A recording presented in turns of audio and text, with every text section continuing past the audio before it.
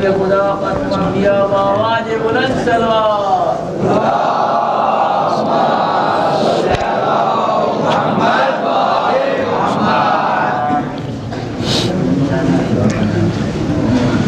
فاتحہ۔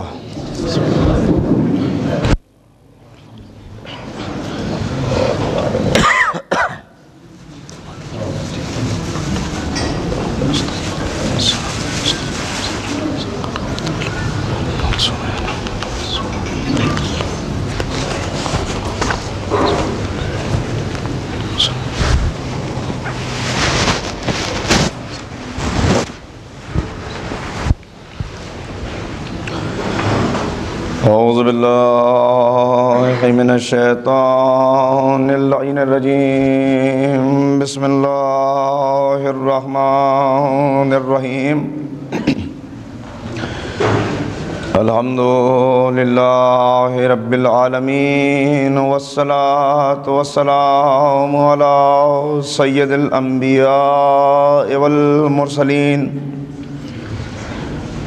نبینا و شفیع ذنوبنا و طبیب قلوبنا بالقاسم محمد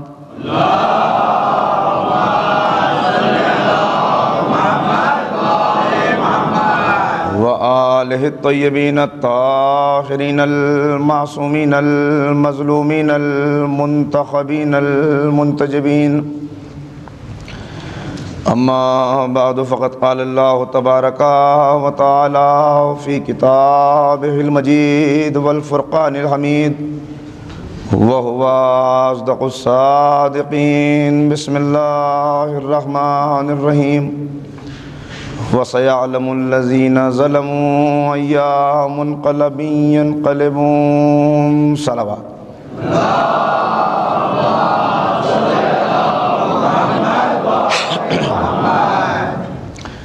برادران ایمانی، کل سلسلہ گفتگو اس منزل تک پہنچا کہ جناب عامر ابن عمیر حمدانی نے بڑی سفر کی صعوبتیں برداشت کر کے، بڑی محنت اور بڑے جذبہ جہاد کے ساتھ کئی دن کی منزلیں ایک دن میں طے کر کے اپنا سفر کوفے سے مکے اور پھر مکے سے شام تک طے کیا۔ 17 دن تک انہیں اپنے کوشش اور جستجو کے باوجود یزید سے ملاقات نہ ہو سکی کہ اس سے مختار کی رہائی کے لیے خط کا مطالبہ کرتے، اور جب ملاقات ہوئی تو اسباب اللہ نے پہلے سے مہیا کیے تھے۔ ایک غلام ترکی سے ملاقات ہوئی جس کے توسط سے اور جس کی سفارش پر یزید نے فوراً خط لکھ دیا۔ جب وہ خط لکھ چکا تو ترکی غلام آگے بڑھا اور اس نے کہا کہ اس میں 2 جملے اور نیچے بڑھا دیجیے۔ میں کل وہیں سے آغاز کر رہا ہوں جہاں کل میں نے چھوڑا تھا، کہ اس میں 2 جملے اور بڑھا دیجئے۔ اس میں یہ لکھ دیجئے کہ جس قاصد کے ہاتھ میں یہ خط بھیج رہا ہوں یہ میرا بڑا معتمد ہے، اور خبردار اس کی زندگی کو کوئی نقصان نہ پہنچایا جائے، اس کے ساتھ بدسلوکی نہ کرنا، اور جیسے ہی یہ قاصد تجھ تک پہنچے اسے لباس فاخرہ عطا کرنا اور عزت اور احترام کے ساتھ اس سے پیش آنا۔ اس لیے کہ آپ جانتے ہیں کہ کیا کہہ کے وہاں سے چلے ہیں۔ ترکی غلام کی یہ باتیں دیکھ رہے ہیں، حیرت ہو رہی ہے عامر کو کہ یہ ساری باتیں، جتنے خدشات میرے دل میں تھے، جتنے خطرات مجھے تھے، ان سب کا اسے پہلے سے علم ہے، اور یہ پیش بندی کی ساری باتیں پہلے سے کیے دے رہا ہے۔ ظاہر ہے کہ انہیں رہنمائی ہو چکی ہے امام کی طرف سے۔ خط لیا، خط لے کے باہر نکلے، اور اس کے بعد بالکل اسی انداز میں منزلیں مارتے ہوئے بہت تیزی کے ساتھ، اب راستے میں کیا واقعات پیش آئے وہ مجھے بیان نہیں کرنے، چونکہ بات کو طول نہیں دینا ہے۔ اور یہ بھی آپ کی خدمت میں عرض کر دوں کہ جس محبت اور جس حوصلہ افزائی کے ساتھ آپ نے اس ذکر کو سماعت کیا ہے، یقیناً میری محنت سوارت ہو گئی، اور میرا بڑا دل تھا کہ ساری چیزیں آپ کی خدمت میں پیش کرتا جنہیں میں چھوڑتا ہوا چل رہا ہوں، مگر اس کے باوجود جو باتیں رہ جائیں گی وہ کسی اور موقع پہ آ جائیں گی۔ جو اہم چیزیں ہیں، اچھا یہ بات بھی آپ کی خدمت میں عرض کروں کہ بہت سے واقعات ایسے ہیں کہ جو آپ یہاں پہ سنیں گے تو آدمی کی فطرت ہوتی ہے، خاص طور سے جو ذوق مطالعہ رکھتا ہے، کہ واقعہ یہاں پہ سنا تو پھر کتاب میں تلاش کرتا ہے۔ وہ ہو سکتا ہے جو واقعہ میں یہاں پہ پڑھ رہا ہوں وہ آپ کو کتاب میں نہ ملے، اس لیے کہ یہ کوئی ایک کتاب میں کمپائل کی ہوئی چیز نہیں کہ جس کو میں نے پڑھ دیا آپ کے سامنے۔ یہ بہت سی کتابوں کی مختلف تقابلی مطالعہ ہے، مختلف کتابوں سے مختلف چیزیں لی ہیں، پھر ہم نے انہیں پرکھا ہے کہ تاریخ میں ان میں سے کون سا واقعہ صحیح ہے، اور جو صحیح واقعہ ہے اور جسے کئی معتبر راویوں نے نقل کیا ہے اسی کو میں نے یہاں پہ پیش کیا ہے۔ لہذا ایسا کوئی مسئلہ اور ایسی کوئی الجھن آئے تو اس الجھن کو آپ دل میں نہ رکھیے گا، مجھ سے ضرور پوچھیے گا، میں آپ کو اس کا حوالہ بتاؤں گا، اس لیے کہ آدمی کنفیوز ہو جاتا ہے، پڑھ کے چلے گئے، ہے تو کہیں نہیں کتاب میں۔ میں آپ کے لیے کوئی پرایا نہیں ہوں، کوئی غیر نہیں ہوں، مستقل یہاں پہ آتا ہوں، نمبر میرے موجود ہیں، اگر کوئی بات اس وقت یہاں پہ آئے اور اس وقت ذہن میں نہ آ پائے، بعد میں آئے تو آپ بعد میں مجھ سے رابطہ کیجئے، میں آپ کو اس کا حوالہ دوں گا۔ مل کے ایک صلوات پڑھیں تو آج کی گفتگو کا آغاز۔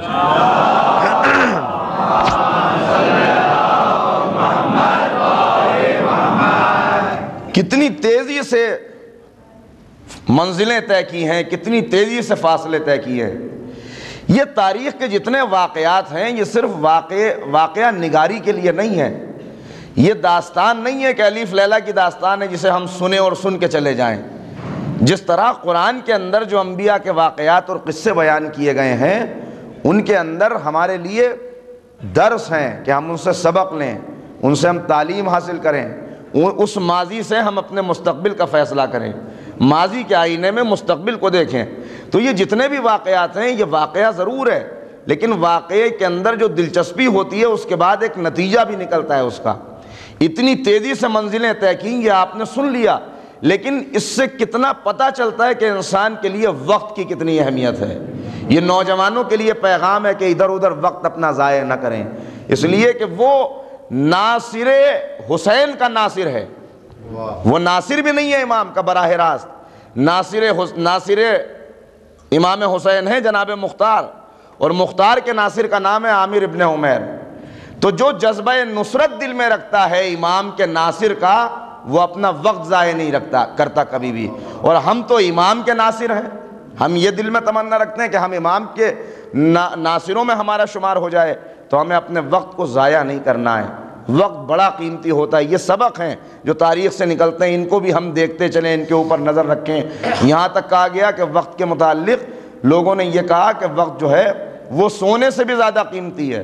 میں کہتا ہوں کہ نہیں، یہ بات بھی غلط ہے کہ سونے سے زیادہ قیمتی ہے، اس لیے کہ آپ وقت خرچ کر کے سونا پیدا کر سکتے ہیں، لیکن دنیا کا سونا خرچ کر کے ایک لمحے کو بھی واپس نہیں لا سکتے۔ ایک صلوات پڑھیں آپ محمد و آل محمد۔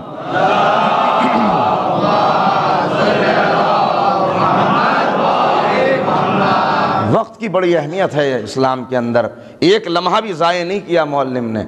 منزل مارتا ہوا جس وقت کوفے پہنچا، اس وقت ریت کے طوفان چل رہے تھے، ریت کے طوفان چلے ہوئے تھے، وہی شامی لباس پہنا ہوا تھا، لہذا اپنے چہرے کو چھپایا ہوا تھا ریت سے بچنے کے لیے، تاکہ سانسوں کے ذریعے سے ریت نہ پہنچ جائے اندر۔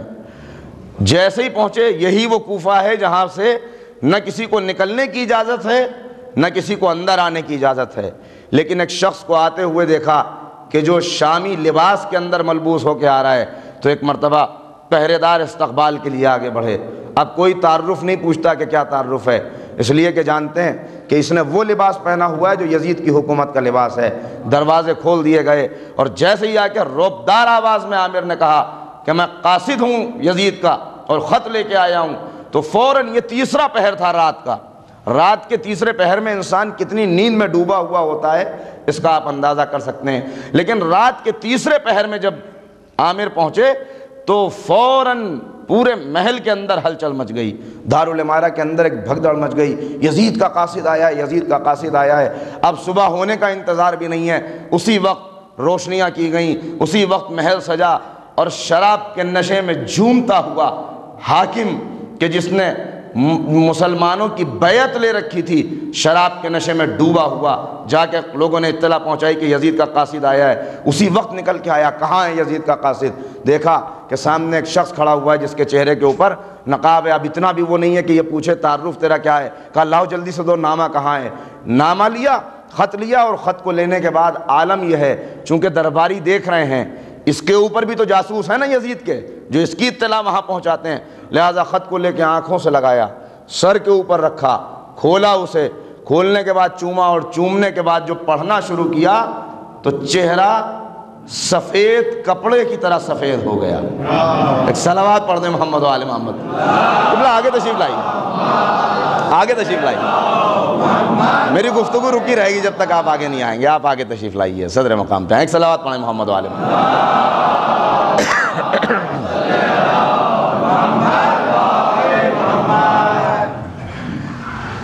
تو عزیزان محترم، جیسے ہی مضمون پر نگاہ پڑی خط کے تو ایک مرتبہ کہتا ہے کہ آنے والے ذرا اپنا تعارف کرا کہ تو کون ہے۔ اب جانتے ہیں کہ خط کے نیچے بھی دو جملے لکھے ہوئے ہیں، اس لیے بالکل مطمئن ہے۔ چہرے سے کپڑا ہٹایا، جیسے ہی کپڑا ہٹایا ایک مرتبہ اپنے زانوں پہ ہاتھ مار کے کہا کہ بخدا میں پہلے ہی جانتا تھا کہ میں تجھے آزاد کر کے اچھا نہیں کر رہا ہوں، مجھے معلوم تھا تو کل میرے لیے مصیبت بننے والا ہے، میں نے بہت بڑی غلطی کی، یہ میں نے کیا کیا، اور تجھے تو میرا احسان مند ہونا چاہیے تھا، میں نے آج تک کسی کو رہا نہیں کیا اور تجھے میں نے رہا کر دیا تھا، تو نے اس کا یہ بدلہ دیا ہے۔ تو ایک مرتبہ مسکرایا، بے خوف ہو گئے نا، اب تو اطمینان ہو گیا، امام کی سند بھی مل گئی ہے کہ جنت میں ہم ضامن ہیں تمہارے مکان کے، لہذا بالکل مطمئن ہو کے جواب دیا کہ اے ابن زیاد، ظالم کتنا ہی زیادہ جابر اور ظالم کیوں نہ ہو، سفاک کیوں نہ ہو، لیکن اس کی زندگی بڑی مختصر ہوتی ہے، ظلم کی حیات بہت چھوٹی ہوتی ہے، مجھے ایسا لگتا ہے کہ اب تیری زندگی کے دن کم رہ گئے ہیں۔ کہا تجھے مجھ سے خوف نہیں آتا؟ کل تک تو بڑا ڈرتا تھا۔ کہا ہاں کل تک ڈرتا تھا اس لیے کہ دل کے اندر ایمان کی شمع اتنی تیزی سے روشن نہیں تھی، اب دل سے خوف نکل چکا ہے، میں تجھ سے گھبراتا نہیں ہوں، اب چونکہ یزید کا حکم ہے اسے ماننا لازم ہے، اور لکھا ہے کہ جیسے ہی یہ خط ملے ویسے ہی مختار کو رہا کر دینا، لہذا فوراً اسی وقت حکم دیا گیا، داروغہ کو بلایا گیا، کہا اسی وقت رہا کرو، نکالا گیا، لائے گئے باہر۔ عالم میں آپ کو بتا چکا ہوں کیا ہے، حالت یہ تھی کہ زنجیروں ہتھکڑیوں کو کاٹا نہیں جا سکتا تھا، زنجیروں کو کاٹ کے جدا کرنا ممکن نہیں تھا، اسی وقت لوہار کو بلایا گیا، اس لیے کہ پگھلا دی گئی تھی زنجیریں، لوہار کو بلایا گیا، ہتھکڑیاں الگ ہوئیں، بیڑیاں کٹیں، زنجیریں کھلیں، اور ایک مرتبہ یا علی کہہ کے مختار نے انگڑائی لی، سیدھے کھڑے ہوئے، ابن زیاد کی آنکھوں میں آنکھیں ڈال کے کہا اے ابن مرجانہ، آج تو نے اپنی موت کو آزاد کر دیا۔ صلوات پڑھیں محمد و آل محمد۔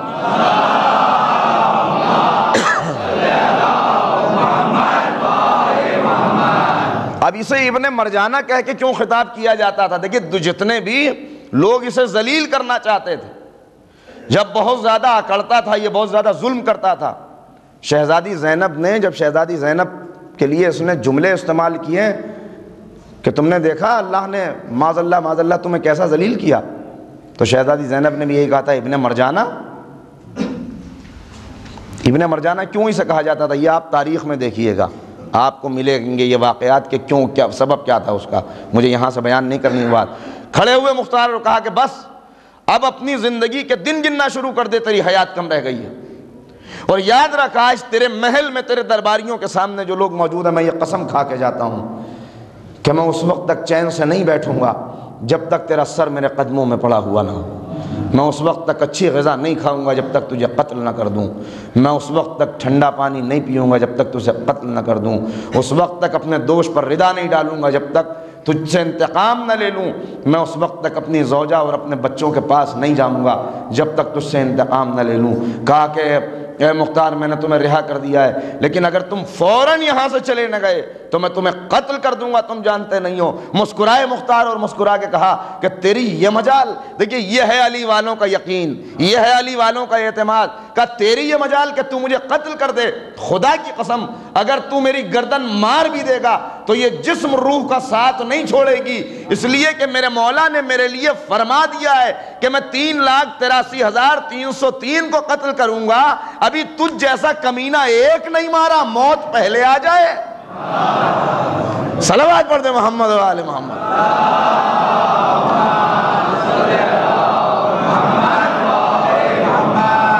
کہ یہ تو ممکن ہی نہیں ہے کہ موت پہلے آ جائے، میرے مولا کا قول میری حفاظت کر رہا ہے، کہ میری نظروں کے آگے سے چلا جا۔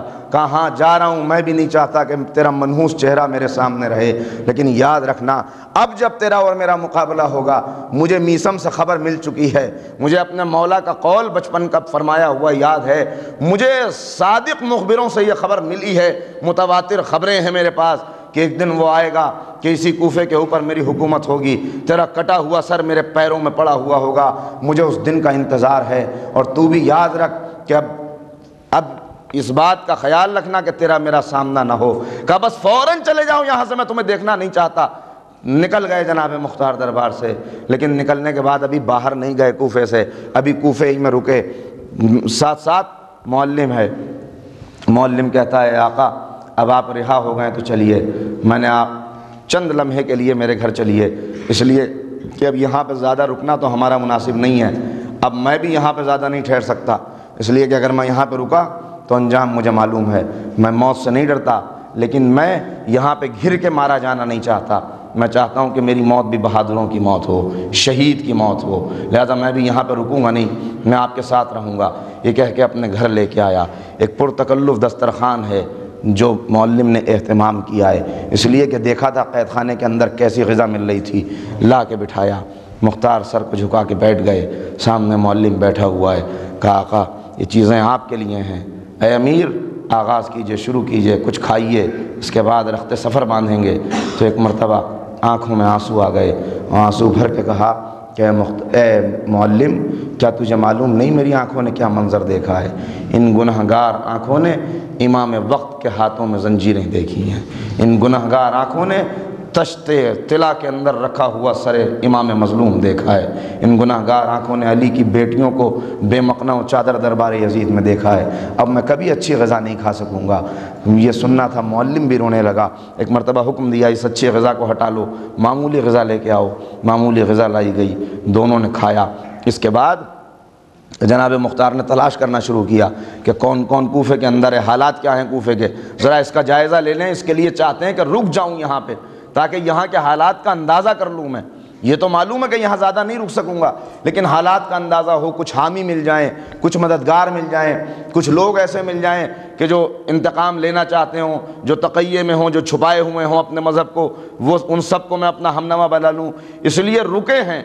دوسرا دن ہے قیام کا، ابن زیاد کو معلوم تو ہو چکا، اس لیے کہ جال پھیلا ہوا ہے جاسوسوں کا، لیکن ابھی اس کی ہمت نہیں کہ کچھ تعرض کرے، کوئی بات کہے، خاموش ہے۔ دوسرا دن تھا کہ مسجد کوفہ کے اندر اعلان عام ہو گیا کہ آج ابن زیاد خطاب کرے گا، اس سے 2 دن پہلے بھی خطاب کر چکا تھا۔ دیکھیے یہاں پر رک کے ایک بات آپ کی خدمت میں عرض کروں، میں نے آپ کی خدمت میں کہا کہ ہمارے اماموں نے تعلیم یہ دی ہے کہ ظالم سے خوفزدہ نہ ہونا، ظالم سے میلان نہ کرنا، ظالم کے سامنے سر نہ جھکانا۔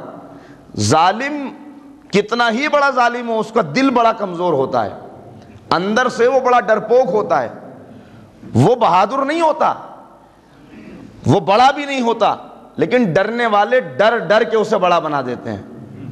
جب کچھ لوگ اس سے دبتے ہیں تو اس کی ہمت اور بڑھتی ہے، جب کچھ لوگ ظلم کا شکار ہوتے ہیں اور کوئی صدا احتجاج بلند نہیں ہوتی، کہیں سے کوئی نعرہ نہیں لگتا، کوئی آواز نہیں آتی، کوئی اس کے خلاف شمشیر نہیں کھینچتا، تو وہ اور بہادر ہو جاتا ہے۔ ابھی چند دن پہلے اسی مسجد کوفہ سے اس نے خطاب کیا تھا، اور خطاب کر کے اس نے وہ جملے کہے تھے جو میں اس منبر سے ادا نہیں کر سکتا، بس اشارہ کر رہا ہوں۔ ان جملوں کے اندر اس نے مولا کائنات کے خلاف کچھ ایسے نازیبا کلمات کہے تھے کہ جنہیں علی والے سن کے خاموش نہیں رہ سکتے، یہ بول رہا تھا، خطبہ دے رہا تھا، اور سارے مجمع کے اوپر سکوت تھا، خاموشی تھی، کسی کے اندر مجال نہیں تھی کہ اٹھ کے کچھ کہہ سکے۔ ہمت اس کی بڑھی، سب سے پہلے اس نے امام زین العابدین کے خلاف جملے کہے اور انہیں معاذ اللہ کذاب کہا، جھوٹا کہا۔ اس کے بعد مجمع خاموش رہا تو اس کی ہمت بڑھ گئی، اس نے امام حسین کے لیے جملے کہے۔ پھر بھی مجمع خاموش رہا تو اس نے مولا علی کے لیے کلمات کہے۔ جب اتنی ہمت بڑھی کہ مولا علی کے لیے کلمات کہے اور انہیں جھوٹا کہا اس نے، تو اسی مجمع سے اتنے لوگ بیٹھے ہوئے، جوانوں کا مجمع ہے، کسی کی مجال نہیں ہے کہ اٹھ کے کچھ کہہ سکے۔ ایک انسان اٹھا، اے ابن مرجانہ خاموش، اس کے آگے ایک جملہ بھی نہ کہنا۔ تو جانتا ہے کس کے لیے کیا جملے کہہ رہا ہے؟ جن کے لیے رسول نے حدیثیں کہی ہوں، جن کی تعریف قرآن نے کی ہو، تیری یہ جرت کہ تو ان کے خلاف بول رہا ہے۔ دیکھنے والوں نے دیکھا ایک بوڑھا انسان، آنکھوں سے محروم، نور بصر بھی نہیں رکھتا۔ ابن زیاد کو غصہ آ گیا، اور غصے میں اس لیے کہ اتنا مجمع بیٹھا ہوا، اتنے سپاہی موجود ہیں، تسلط ہے اس کا ظلم اور سفاکی کی داستانیں مشہور ہیں، اور ایک بوڑھا کمزور سا انسان جس کے آنکھیں بھی نہیں ہیں، وہ اٹھ کے اس سے تعرض کر رہا ہے اور اسے چیلنج کر رہا ہے مسجد کے اندر۔ باقی سب خاموش ہیں، تو ایک مرتبہ اس نے حکم دیا جلاد کو کہ گرفتار کر لو اسے۔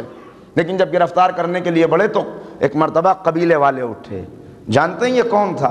علی کا بہادر سپاہی، جس کا نام تاریخ نے لکھا ہے عبداللہ ابن عفیف۔ عبداللہ ابن عفیف وہ نابینا کہ جس کی ایک آنکھ جنگ صفین میں شہید ہوئی تھی، دوسری آنکھ جنگ جمل میں شہید ہوئی تھی، ایک جنگ جمل میں دوسری صفین میں۔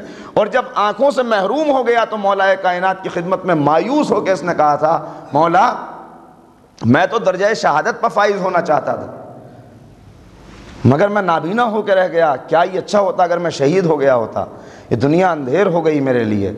تو امام نے فرمایا تھا کہ تو درجہ شہادت پر فائز ہوگا، ایک دن آئے گا جب تجھے شہادت ملے گی، غم نہ کر۔ تو اس نے پلٹ کے کہا تھا، مولا دنیا اندھیر ہو گئی۔ کہا کہ یہ بتا، تیری آنکھوں کی روشنی تو ابھی علی کے دست کرم سے واپس آ جائے گی، لیکن اگر ایک دن ایسا آئے کہ جب تجھے اپنے آنکھوں کے نور ہونے پر، اپنے بینا ہونے پر پچھتانا پڑے، اپنے آنکھوں والا ہونے پر پچھتانا پڑے، تو کیا کرے گا؟ کہا مولا ایسا بھی دن آنے والا ہے۔ کہا ہاں ایسا بھی دن آنے والا ہے۔ کہا مولا پھر مجھے نہیں چاہیے آنکھوں کی روشنی، مگر مولا اس کی آپ ضمانت دیتے ہیں نا کہ میں شہید ہوں گا۔ کیسے کیسے جستجو رکھنے والے تھے، کیسے کیسے تمنائے شہادت رکھنے والے تھے۔ کہا ہاں میں ضمانت دیتا ہوں تو شہید ہوگا۔ تو جب کھڑا ہوا اور ابن زیاد نے حکم دیا کہ گرفتار کر لو، نوجوان کھڑے ہو گئے، گرفتار نہیں ہونے دیا۔ ابن زیاد نے دیکھا کہ رنگ بدل نہ جائے، ماحول میرے خلاف نہ ہو جائے، لہذا فی الحال خاموش ہو گیا۔ یہ اپنے گھر گئے، گھر جا کے راستے میں نوجوان ہیں جو گھیرے ہوئے ہیں، تو ایک مرتبہ کہا کہ وائے ہو تمہارے اوپر، میری حفاظت کے لیے تمہاری تلواریں نکل گئیں اور میرے امیر کے خلاف ایسے کلمات کہے جا رہے تھے، اس وقت تمہاری غیرت بیدار نہیں ہوئی؟ جاؤ چلے جاؤ، مجھے تمہارا سہارا نہیں چاہیے۔ یہ کہہ کے اپنے گھر آیا، بیٹی تھی، بیٹی سے کہا کہ بیٹی میں بہت سوچا کرتا تھا کہ سارے معرکے گزر گئے، کب مجھے شہادت ملے گی؟ میرا مولا کے قول کے صحیح ہونے کا وقت آ گیا ہے، میرا مولا صادق القول ہے، اب صحیح ہونے کا وقت آ گیا ہے بیٹی، بس میری شہادت کا وقت نزدیک ہے، جس کی میں تمنا کرتا تھا اب میں اپنے مولا کی خدمت میں حاضر ہونے والا ہوں، اس لیے کہ میں ابن زیاد کی فطرت سے خوب واقف ہوں، میں اس کا مزاج جانتا ہوں، اس کی صفاکی مجھے معلوم ہے، وہ چھوڑنے والا نہیں ہے، ابھی سپاہی آنے والے ہیں۔ تو ایک مرتبہ بیٹی رونے لگی، اس لیے کہ ایک ہی بیٹی ہے، بوڑھے باپ کا سہارا، نابینا باپ۔ تو کہا بیٹی رو نہیں، میں شہادت نہیں پڑھ رہا، بس میں نے ختم کر دیا، میں تو آپ کو یہ بتا رہا ہوں کہ کیسا ماحول تھا، اور اس کے اندر جن کے دل میں ایمان تھا، جن کے دل میں نور تھا، ان کی آنکھوں میں اگر نور نہیں بھی تھا تو انہوں نے یہ ثابت کر دیا کہ دل کے ایمان سے اگر آنکھوں سے محروم بھی ہو انسان تو وہ اپنے آپ کو ثابت کر سکتا ہے تاریخ کے اندر۔ کہا کہ بابا آپ پہ حملہ کرنے والے ہیں، آنے والے ہیں۔ رونے لگی بیٹی، کہا بیٹی رو نہیں، بڑا اچھا موقع ہے، یہ تو خوشی کی بات ہے۔ کہا بابا اس لیے تھوڑی رو رہی ہوں، دیکھیے یہ ہے بیٹی کا کردار، خدا کی قسم جب چاہنے والے ایسے ہوتے ہیں تو اولاد بھی ایسی ہوتی ہے۔ ایک صلوات پڑھ دیں محمد و آل محمد۔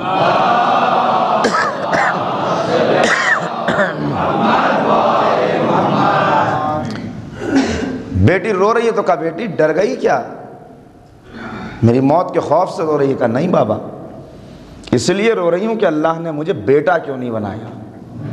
اگر آج میں آپ کا بیٹا ہوتی تو آپ سے پہلے میں شہید ہو جاتی. کہا تو تھوڑی دیر کے لیے میرا بیٹا بن جا. کہا بابا کیسے؟ کہا دیکھ فوج کو آنے دے، میں جنگ کرتے ہوئے شہید ہوں گا، مگر میری آنکھیں نہیں ہیں، جنگ کیسے کروں گا؟ تو تھوڑی دیر کے لیے میری آنکھوں کی روشنی بن جا. بس مجھے یہ بتاتی رہنا کہ بابا ادھر سے حملہ ہو رہا ہے، ادھر سے حملہ ہو رہا ہے، ادھر سے حملہ ہو رہا ہے. تو حملے بتاتی رہنا، میں تلوار چلاتا رہوں گا.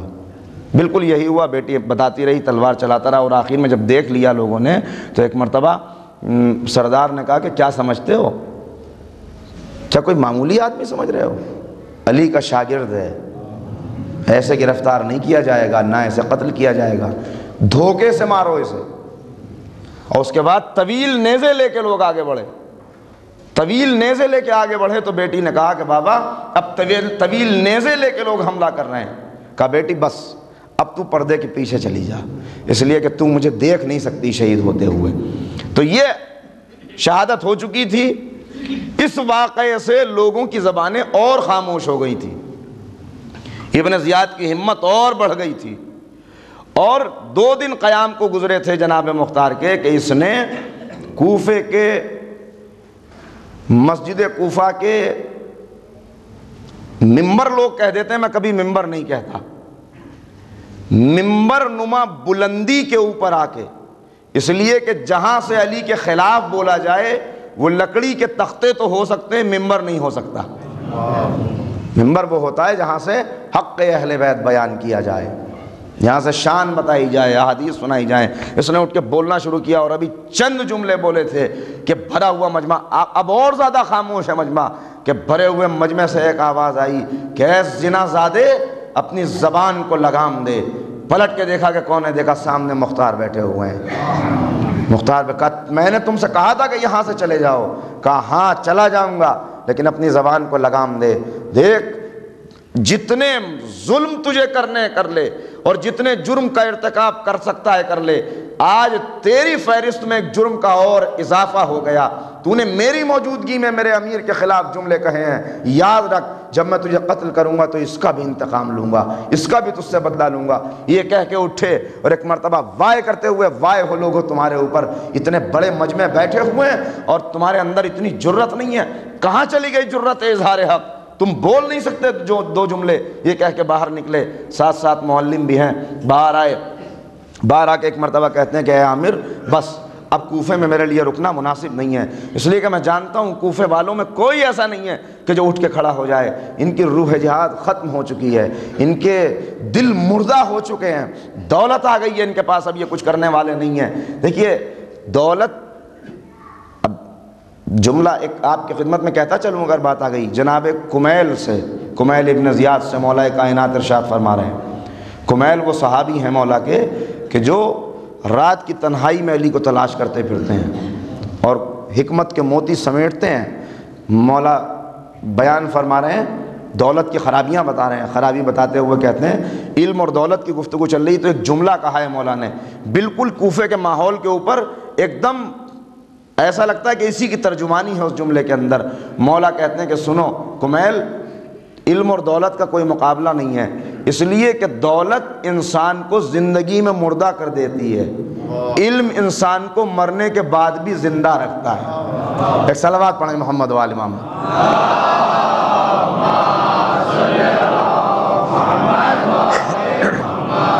تو یہ ناجائز طریقوں سے آئی ہوئی دولت ہے، اس کے اندر سے نہ جانے کس کس کا حق ہے. اس کے اندر دل مردہ ہو چکے ہیں کوفے والوں کے. نکلے یہاں سے، باہر نکلے اور اس کے بعد رخت سفر باندھا. عازم سفر ہوئے کا معلم میں تمہیں تاکید کرتا ہوں، تمہیں وصیت کرتا ہوں، تم بھی اپنی زندگی کی حفاظت کرنا، کوفے میں نہ رہنا ورنہ کسی نہ کسی مقدمے میں تمہیں پھنسا دیا جائے گا، کوفے سے نکل جاؤ. یہ سننا تھا. ایک مرتبہ معلم کہتے ہیں اچھا حضور، اچھا جب تک میں بزدل تھا اس وقت تک مجھ سے دور رہے، اب میرے اندر جوش جہاد پیدا ہو گیا تو مجھے چھوڑ کے جانا چاہتے ہیں، میں ایک لمحے کے لیے بھی آپ کا ساتھ نہیں چھوڑوں گا. کہا معلم سوچ لو، جس راستے پر میں جا رہا ہوں اس راستے میں کانٹے ہی کانٹے ہیں. کہا کہ میں کانٹوں کے اوپر چلوں گا. مجھے سید سجاد سے یہ سبق مل گیا ہے کہ کانٹوں کے اوپر کیسے چلا جاتا ہے. کہا اچھا یہ بات ہے تو آؤ چلتے ہیں۔ اور اس کے بعد جناب مختار کوفے سے نکلے اور کوفے سے سیدھے جناب مختار کا راستہ ہے مکے کی طرف، مکہ، جہاں پر دو آنکھیں ہیں جو مختار کا مدت سے انتظار کر رہی ہیں، جن کی وجہ سے جناب مختار کو رہائی ملی ہے۔ بہن انتظار کر رہی ہے مکے کے اندر، تڑپ رہی ہے بہن، اطلاع مل چکی ہے۔ سیدھے یہاں سے جناب مختار مکے کی طرف چلے، اور جب مکے پہنچے جا کے دق الباب کیا، کنیز نے آ کے دروازہ کھولا۔ جب کنیز آئی دوڑی، ایک دم دیکھا جناب مختار کو کھڑے ہوئے، دوڑ کے اندر واپس گئی اور جا کے کہتی ہے کہ مختار آئے ہیں۔ مختار کا سنا، صفیہ بے چین ہو کے باہر نکلی، جناب مختار سے آ کے لپٹ گئیں۔ بھائی اور بہن بہت دیر تک روتے رہے گلے مل کے، کنیزیں پریشان ہیں، حالت دونوں کی غیر ہے۔ بھانجی مختار کی بار بار پانی لے کے آتی ہے، الگ کرنا چاہتی ہے دونوں کو، لیکن کافی دیر تک سنبھل نہیں پائے۔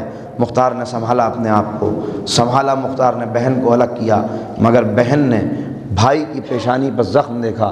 کہا یہ زخم کیسا ہے؟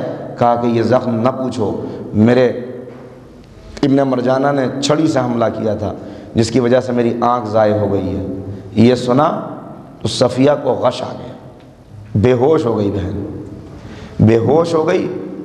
کنیزیں دوڑیں، کسی نے پنکھا کرنا شروع کیا، کسی نے پانی ڈالنا شروع کیا، کسی نے طبیب کو اطلاع دی، مگر سب لا حاصل۔ بھائی کے غم میں بہن ایسی بے ہوش ہوئی کہ سیدھی ملک جنت میں پہنچ گئی اور دوبارہ ہوش میں نہیں آ سکی۔ جناب مختار کو بڑا صدمہ ہوا بہن کے انتقال کرنے کا، وہیں پر ٹھہرے رہے، اپنے ہاتھ سے قبر بنائی، اپنے ہاتھ سے دفن کیا۔ دفن کرنے کے بعد 3 دن تک سوگ منایا بہن کا، اور 3 دن سوگ منانے کے بعد اب فکر ہے مختار کو، جانتے ہیں کہ میری حیات کا مقصد کیا ہے، میری زندگی کس لیے ہے، میرے لیے مولا نے کیا ارشاد فرمایا ہے، لہٰذا 3 دن کے بعد یہاں پر نہیں رکے۔ مگر اب بہت بڑا مسئلہ ہے مختار کا، کہاں جائیں مختار؟ کوفہ چھوٹ چکا ہے، شام یزید کا دارالحکومت ہے، بصرے کے اندر حالات بہتر نہیں ہیں، 2 مقامات بچتے ہیں، ایک مدینہ ایک مکہ۔ مکے کے اندر موجود ہیں مگر یہاں پر عبداللہ ابن زبیر کا غلبہ ہے، عبداللہ ابن زبیر۔ مدینے کے اندر اگر جائیں، مدینے تو جانا ہی ہے لا محالہ، اس لیے کہ امام سے ملاقات کرنی ہے وہاں پہ، لیکن ابھی فیصلہ نہیں کر پا رہے ہیں کہ کیا کریں۔ جو معتبر لوگ تھے، جو بڑے اعتماد والے تھے، ان سے یہ کہا کہ مجھے تھوڑا سا مکے اور مدینہ کے حالات کی اطلاع دو۔ انہوں نے اطلاع دینی شروع کی، انہوں نے کہا حضور بصرے والوں نے اور مکے والوں نے مخفی طور پر چھپے ہوئے، ابھی کھلے ہوئے نہیں، چھپے ہوئے عبداللہ ابن زبیر کی بیعت کر لی ہے۔ عبداللہ ابن زبیر یزید کا دشمن ہے، ابن زیاد کا دشمن ہے۔ ایک اصول ہے سیاست کا، سیاست کا اصول یہ ہے کہ دشمن کا دشمن دوست ہوتا ہے۔ چونکہ عبداللہ ابن زبیر دشمن ہے ابن زیاد کا، دشمن ہے یزید کا، لہذا اگر سیاسی اعتبار سے آپ دیکھیں تو سیاسی اعتبار سے دونوں کا مقصد ایک ہے۔ مختار کا مقصد بھی ہے یزید کی حکومت کو ختم کرنا، ابن زبیر کا مقصد بھی ہے یزید کی حکومت کو ختم کرنا، مگر ایک خرابی ہے۔ وہ خرابی آپ کو اس وقت پتہ چلے گی جب میں آپ کو یہ بتاؤں گا کہ ابن زبیر ہے کون، عبداللہ ابن زبیر کی شخصیت کیا ہے، یہ کون انسان ہے۔ مگر اس سے پہلے آپ کی خدمت میں یہ عرض کروں کہ یہ ساری اطلاعات دینے کے بعد آپ مکے سے پہنچے مدینے، مدینے آئے، مدینے آ کے تلاش کرتے ہوئے امام کی خدمت میں پہنچے، امام کو بابا کا پرسہ دیا۔ لکھا ہوا ہے کہ جس وقت مختار پہنچے ہیں تو امام کے پاس بہت سے اصحاب موجود تھے، دربار سجا ہوا تھا، بہت سے لوگ تھے جو کسب فیض کرنے کے لیے، حدیثیں سننے کے لیے، واقعات کربلا معلوم کرنے کے لیے، پرسہ دینے کے لیے امام کی خدمت میں موجود تھے۔ پہنچنے کے بعد پرسہ دیا، پرسہ دینے کے بعد کہا کہ مولا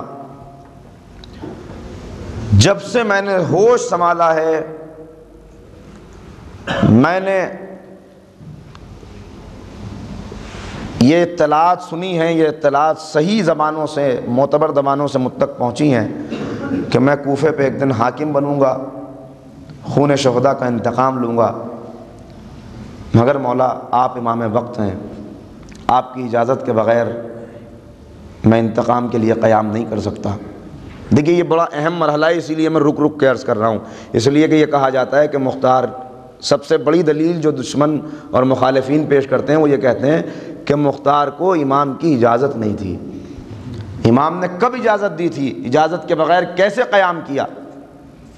یہ ساری باتیں آپ ذرا سا رک رک کے سن لیں ان باتوں کو۔ مختار نے چاہا، کہا مولا میں آپ کی اجازت چاہتا ہوں قیام کرنے کے لیے، تاکہ میں انتقام لے سکوں اپنے امام کے خون کا، آپ کا کیا حکم ہے اس سلسلے میں؟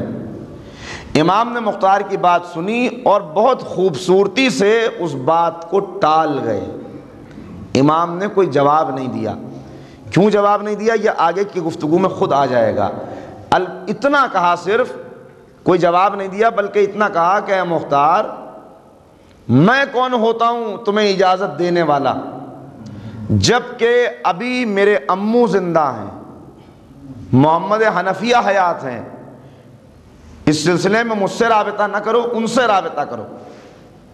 اور یہ کہہ کے آپ وہاں سے اٹھ گئے، ٹال دیا آپ نے۔ مختار مایوس ہو کے بیٹھ گئے، سر کو جھکا کے روتے رہے بہت دیر تک۔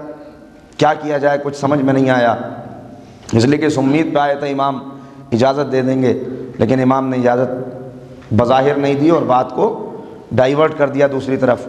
اٹھے یہاں سے کچھ دیر کے بعد میں، اور اس کے بعد تلاش کرتے ہوئے جناب محمد حنفیہ کو چلے کہ محمد حنفیہ مل جائیں۔ جناب محمد حنفیہ، علی کا شیر بیٹا، علی کا بہادر بیٹا، علی کا وہ بیٹا کہ جس کے متعلق آپ نے سنا ہے کہ جمل، میں کیا کروں آپ کی خدمت میں، بڑا گھٹ گھٹ کے پڑھنا پڑ رہا ہے مجھے۔ جناب محمد حنفیہ کی شخصیت وہ ہے کہ 2 دن کی مجلسیں مجھے صرف اس کے لیے چاہیے تھیں، اس لیے کہ ان کے متعلق بھی بڑا کنفیوژن ہے۔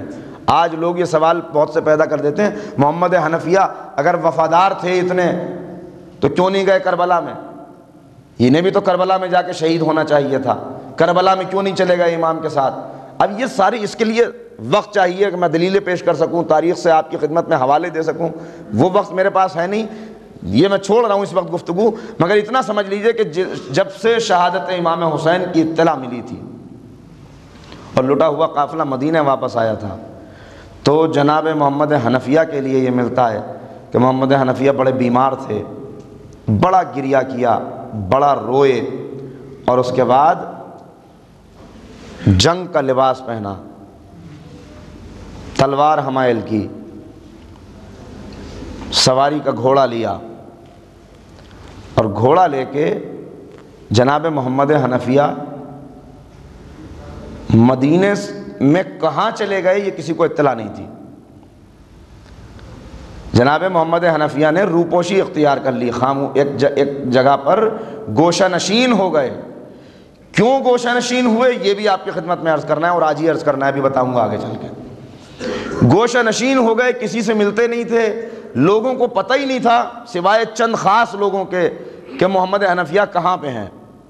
مختار تلاش کر رہے ہیں محمد حنفیہ سے ملاقات ہو جائے، جناب محمد حنفیہ سے ملاقات نہیں ہو سکی، ملاقات نہیں ہوئی، کئی دن تک ڈھونڈتے رہے، تو اس کے بعد اب کوئی راستہ نہیں تھا، لہٰذا جناب مختار یہاں سے پھر مکے واپس آ گئے، اور مکے واپس آ کر یہ سوچ کے کہ کسی اور موقع پہ محمد حنفیہ سے ملاقات کروں گا، ان کا خیال جانوں گا، یہاں پہ آ کے ان کے لوگوں نے، جو ان کے خاص حلقے کے لوگ تھے، انہوں نے اطلاع دی، مشورہ دیا کہ بہتر ہے آپ ابن زبیر سے ملاقات کر لیں، اس لیے کہ وہ آپ سے ملنا چاہ رہا ہے۔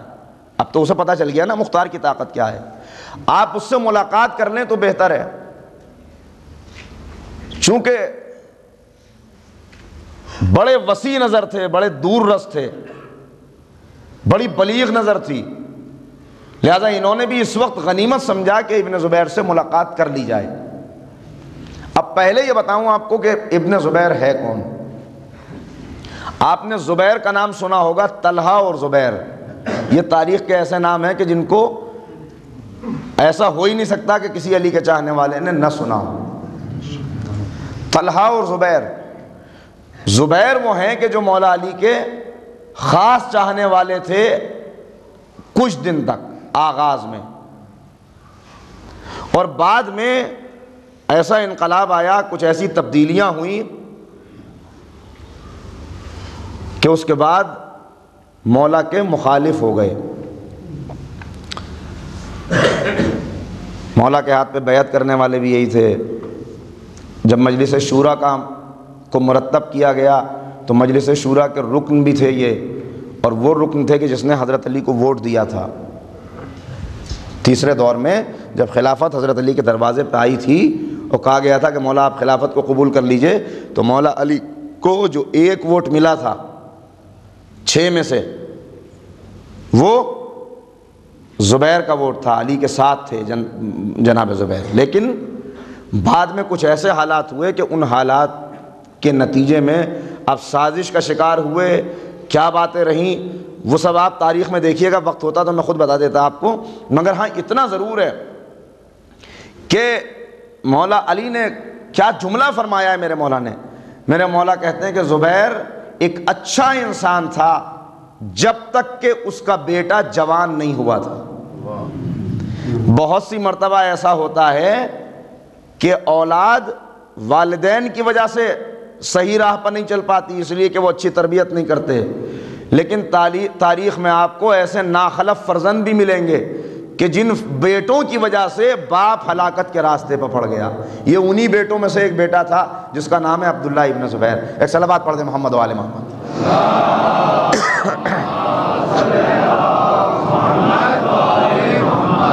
یہ وہ شخص ہے کہ جس کے لیے جب جنگ صفین ہو رہی تھی، 2-3 جملے بتا رہا ہوں تاکہ بس تعارف ہو جائے ہلکا ہلکا، تفصیل کا تو موقع ہی نہیں ہے۔ جب جنگ ہو رہی تھی صفین، تو صفین کے موقع پر مالک اشتر نے آ کے امام سے کہا مولا، یہ 10,000 کا لشکر اپنے ساتھ لیے ہوئے تھا ابن زبیر۔ مولا سے آگے کہا مولا آپ نے دیکھا ابن زبیر صفین میں آیا ضرور تھا، مگر اس نے شامی فوجوں کا ساتھ نہیں دیا، یعنی ایک طرح سے تعریف کی کہ آیا تو تھا مگر ساتھ نہیں دیا دشمن کا۔ تو امام مسکرائے اور مسکرا کے کہا کہ اے مالک اشتر، اس نے حق کا ساتھ بھی تو نہیں دیا۔ اور فرما رہے ہیں آپ، امام نے کہا کہ تم صحیح کہہ رہے ہو، ان کا ساتھ نہیں دیا مگر حق کا ساتھ بھی تو نہیں دیا۔ یہ ابن زبیر وہ تھا کہ جب جنگ جمل کے موقع پر زبیر کو سمجھانے کے لیے امام نے خطبہ دیا ہوگا، زبیر ایک وقت کو یاد کرو جب رسول نے تم سے کہا تھا کہ اے زبیر ایک موقع وہ ہوگا کہ تم علی کے خلاف تلوار لے کے آؤ گے، اے زبیر اس وقت تم باطل پہ ہوگے، علی حق پہ ہوگے۔ زبیر نے سنا، ایک مرتبہ چونک گئے، جیسے کسی نے چونکا دیا ہو، کہا مولا مجھے یاد آ گیا، مجھے یاد آ گیا، اور اسی وقت میدان جنگ سے اپنے گھوڑے کو موڑ دیا کہ اب مجھے حقیقت یاد آ گئی، میں بہک گیا تھا، میں توبہ کرنا چاہتا ہوں، میں ہٹنا چاہتا ہوں یہاں سے۔ یہ کہہ کے گھوڑے کو موڑا اور واپس چلے۔ جب واپس چلے تو راستے میں بیٹے سے ملاقات ہوئی، جیسے علی کے مقابلے سے پلٹتے ہوئے مرحب کو شیطان نے پھر مقابلے پہ لا کے کھڑا کر دیا تھا، اسی طرح بیٹے سے ملاقات ہوئی۔ کہا کہ کہاں جا رہے ہو؟ کہا علی نے مجھے حدیث یاد دلا دی پیغمبر کی، میں بھولا ہوا تھا اسے۔ نبی نے یہ کہا تھا کہ تم علی کے مقابلے پہ آؤ گے، اس وقت تم باطل راستے پہ ہوگے، مجھے یاد آ گئی حدیث پیغمبر، لہٰذا میں ہٹ رہا ہوں اس جنگ سے۔ تو ایک مرتبہ اس نے پلٹ کے کہا کہ یہ کیوں نہیں کہتے کہ علی کی تلوار سے ڈر گئے، جان بچا کے اپنی بھاگ رہے ہو یہاں سے۔ تو غیرت دار انسان تھا، بیٹے کا یہ طعنہ برداشت نہیں کر سکا اور دوبارہ میدان میں آ گیا۔ آپ غور کر رہے ہیں؟ یہ ساری چیزیں یہ ہیں عبداللہ ابن زبیر۔ اور تعارف کیا کر رہا ہوں آپ کی خدمت میں، ہاں اور سن لیجئے ایک جملہ۔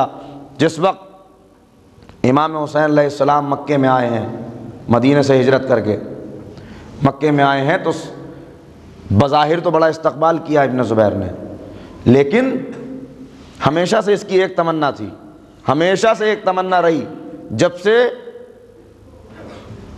ہوش سنبھالا تھا اس نے، عنفوان شباب کی منزلوں میں جب سے قدم رکھا تھا، کہ مجھے کسی طرح خلافت مل جائے.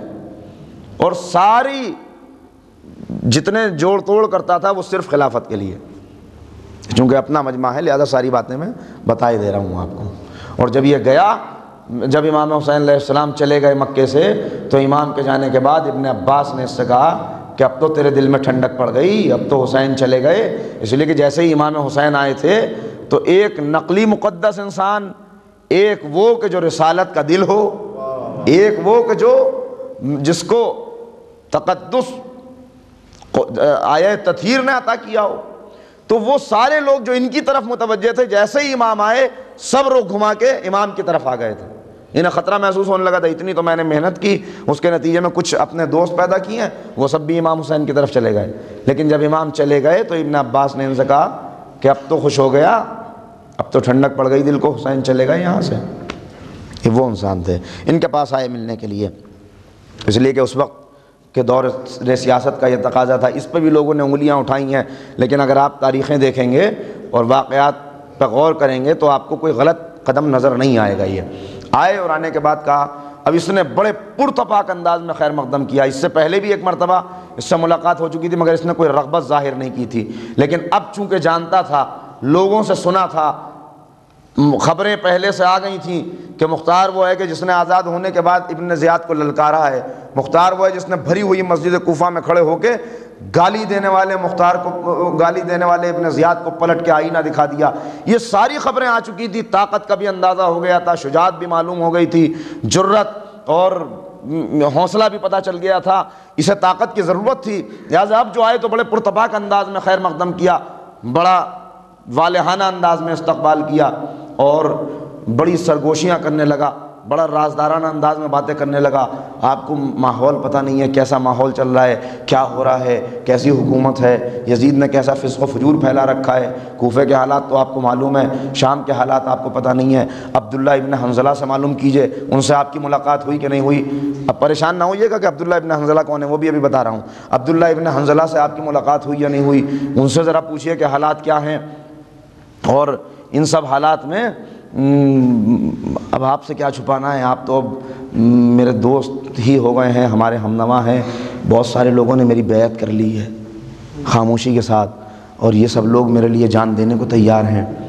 اگر آپ کی طاقت بھی شامل ہو جائے تو ہم دونوں کا مقصد ایک ہے. سن رہے ہیں ساری باتوں کو، غور کر رہے ہیں. غور کرنے کے بعد کہا کہ ایک شرط کے اوپر میں تیرا ساتھ دینے کے لیے تیار ہوں.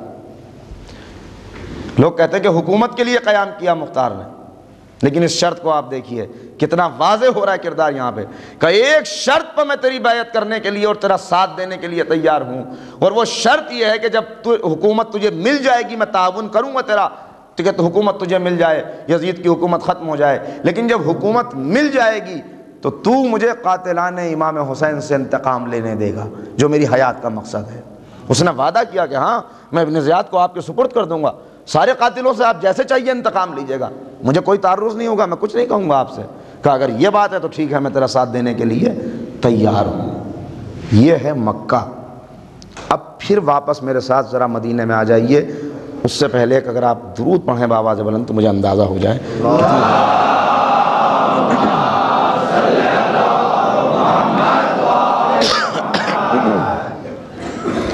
مدینے میں اس وقت ایک اہم شخصیت ہے. بہت سی اہم شخصیات ہیں یوں تو، لیکن کوئی آدمی ایسا ہوتا ہے اہم لوگوں میں بھی جو ذرا ایکٹیو ہوتا ہے. ایک اہم شخصیت ہے جس کا نام ہے عبداللہ ابن حنظلہ. عبداللہ ابن حنظلہ کون ہے؟ جناب حنظلہ جنگ احد میں شہید ہونے والے پیغمبر کے صحابی. میں نے شاید عرض کیا آپ کی خدمت میں، یا پتہ نہیں عرض کیا پہلی مجلس میں، وہ صحابی پیغمبر کہ جس نے جنگ صفین میں جب شہادت پائی اور ان کی لاش کو لوگوں نے ملاحظہ کیا تو دیکھا کہ بالوں کے اندر پانی کے قطرے موجود ہیں. تو لوگ پیغمبر کی خدمت میں آئے, کہا کہ حضور سب خون میں ڈوبے ہوئے ہیں, لیکن ایک آپ کا صحابی ایسا ہے جان دینے والا کہ جس کے بالوں میں پانی کے قطرے ہیں. پانی کے قطرے کہاں سے آ گئے؟ تو ایک مرتبہ پیغمبر نے کہا کہ جب میں نے آواز دی تھی کہ چلو جہاد کے لیے, تو میری آواز پر تیزی سے آنے والا, جو لوگ تھے تیزی سے آنے والے, ان میں ایک حنظلہ بھی تھا. اور حنظلہ اتنی تیزی سے میری آواز پہ آ گیا تھا کہ اس کے اوپر غسل واجب تھا, اس نے غسل بھی نہیں کیا تھا نبی کی آواز پر آنے کی وجہ سے. نبی پکار رہا ہے, تیزی سے آ گیا تھا. لہٰذا اللہ نے یہ اہتمام کیا اس شہید کے لیے کہ اسی میدان احد کے اندر ملائکہ نے اسے غسل دیا ہے. یہ اس پانی کے قطرے ہیں, ملائکہ نے غسل دیا ہے. غسیل الملائکہ جناب حنظلہ, انہی کے بیٹے کا نام ہے عبداللہ ابن حنظلہ. مدینے کے اندر حالات کیا ہیں؟ سب جگہ کے حالات ہم دیکھتے ہوئے آ رہے ہیں. مدینے کے اندر اس وقت حالات یہ ہیں, مدینہ چونکہ کمزور جگہ ہے, بظاہر امن کی جگہ ہے, یہاں کے لوگوں کو امام نے مدینہ کیوں چھوڑا, یہ بھی ایک بحث ہے, اسے بھی شاید میں یہاں پہ بیان کرتا مگر موقع نہیں ہے. لوگ کہہ دیتے ہیں کہ مدینے کے اندر رہ کے جنگ کرتے, مدینے کے اندر رک گئے ہوتے تو شہادت نہ ہوتی, مدینے کے اندر رک گئے ہوتے تو مدینہ زیادہ مضبوط مورچہ ثابت ہوتا. امام کی بصیرت سے لوگ واقف نہیں ہیں, معصوم کی بصیرت کو لوگ نہیں جانتے. معصوم کا کوئی قدم بغیر بصیرت کے نہیں ہوتا, بڑے بصیرت افروز اقدام ہوتے ہیں معصوم کے. مدینے کے اندر رک جاتے تو بچ جاتے. ارے امام تو کہہ کے یہ چلے ہیں مدینے سے, جب روکنے کی کوشش کی لوگوں نے کہ مولا یہیں پر رہیے مدینہ محفوظ ہے, تو امام نے اسی وقت جواب دے دیا ہے اس کا کہ اگر میں جانور کے بل کے اندر بھی چلا جاؤں, جانور کی گفا کے اندر بھی جا کے چھپ جاؤں, تو وہاں سے بھی نکال کے قتل کر دیا جاؤں گا. امام کو تو معلوم ہے. لوگ کہتے ہیں کہ یزید گھیر کے لے آیا تھا حسین کو کربلا میں. یزید کی کیا مجال ہے کہ حسین کو گھیر کے لے آئے؟ یزید نے حسین کو نہیں گھیرا تھا, امام حسین نے یزیدیت کو گھیرا تھا کربلا کے اندر. خود فیصلہ ہے امام حسین کا, ہر فیصلہ خود ہے. آپ دیکھیے جا کہاں رہے تھے, تو میں کیا کروں, بیچ میں کڑیاں ایسی ہیں مگر یہ باتیں ضروری ہیں, انہیں سن لیجئے. جا کہاں رہے تھے؟ کوفے کی طرف. حر سے ملاقات ہوئی تو حر نے کیا کہا, جب حر کے لشکر نے راستہ روکا تو حر نے کیا کہا, چلیے کوفہ. کہا کوفہ نہیں جاؤں گا. بھائی وہ بھی کوفہ لے جانا چاہ رہا ہے, آپ بھی کوفہ جا رہے ہیں. لوگ کہتے ہیں کہ حر گھیر کے لے آیا, حر کی کیا مجال تھی حر گھیر کے لے آتا. جا رہے ہیں کوفے کی طرف, اور وہ بھی گرفتار کر کے کوفہ لے جانا چاہتا ہے. گرفتار بھی نہیں کر رہا, کہہ رہا ہے بس چلیے آپ ہمارے ساتھ. تو جواب کیا دیا امام نے, نہیں جاؤں گا کوفہ. مولا چلے جائیے کوفہ, کوفہ تو آپ کا بھی راستہ ہے. کہا تم سمجھے نہیں, میں کوفہ ہادی کی حیثیت سے جا رہا تھا, قیدی کی حیثیت سے نہیں جا رہا تھا. غور کر رہے ہیں آپ, اب نہیں جاؤں گا کوفہ. اور اس کے بعد ایک درمیانی راستہ تھا جو امام نے طے کیا. اب اس نے ادھر اطلاع بھیجی ابن زیاد کو کہ امام کا لشکر مجھے مل گیا ہے, میں ان کے ساتھ ساتھ ہوں, کیا کروں. اس نے کہا جہاں پہ ہیں وہیں پہ روک لو. قاصد جلدی سے پلٹ کے آیا, جہاں پہ ہیں وہیں پہ روک لو. تو یہ آگے آ کے کہتا کہ آپ یہیں پہ رک جائیے. کہا خاموش, نہیں رکیں گے ہم یہاں.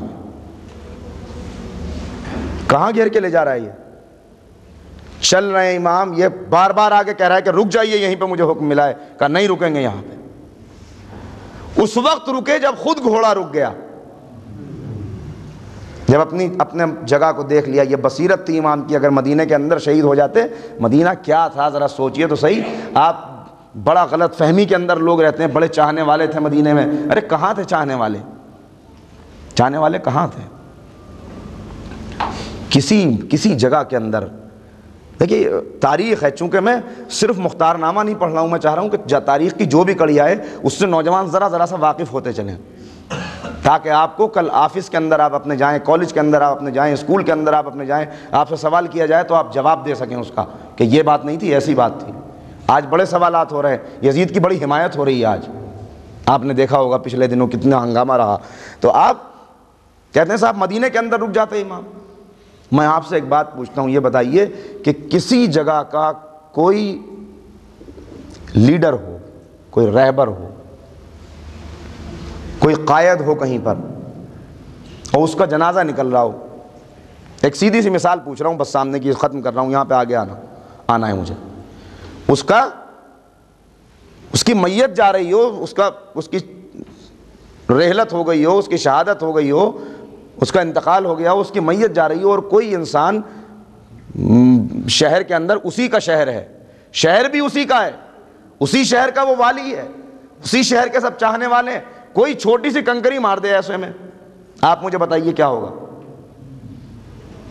کیا ہوگا؟ کیا ہونا چاہیے ایسے میں؟ اگر چاہنے والے ہیں سب لوگ، تلواریں کھینچنی چاہیے کہ نہیں؟ ایک کنکری نہیں، نبی کا وہ نواسا جس کے لبوں کا بوسہ لیتے تھے اسی مدینے کے اندر، تیروں کی بارش کی گئی اس کے جنازے کے اوپر.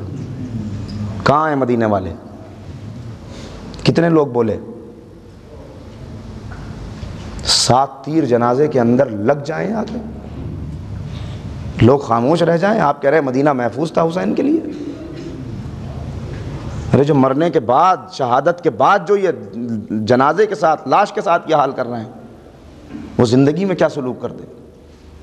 محفوظ نہیں تھا. یہ بہت تفصیلی باتیں میں عرض کرتا آپ کی خدمت میں، مگر موقع ہی نہیں ہے، بس تھوڑا سا. تو یہ ہے مدینہ.